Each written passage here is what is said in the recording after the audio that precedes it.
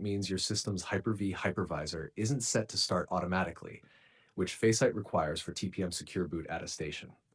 Here's the step-by-step fix. Fix hypervisor launch type is off. Please set it to auto. Error 1, open command prompt as administrator. Press Win S, type cmad, right-click, run as administrator. 2, check current status. You can see the code in our conversation history. Look for hypervisor launch type off. 3, enable Hyper-V auto start. Run this command. You can see the code in our conversation history. 4, restart your PC. After reboot, Hyper-V should now be enabled. 5, if still not working, enable virtualization in BIOS. Restart, enter BIOS, usually Dell or F2. Find SVM, AMD, Intel VTX option and set it to enabled. Save and exit. 6, double check after reboot. You can see the code in our conversation history. Under Hyper-V requirements, everything should say yes.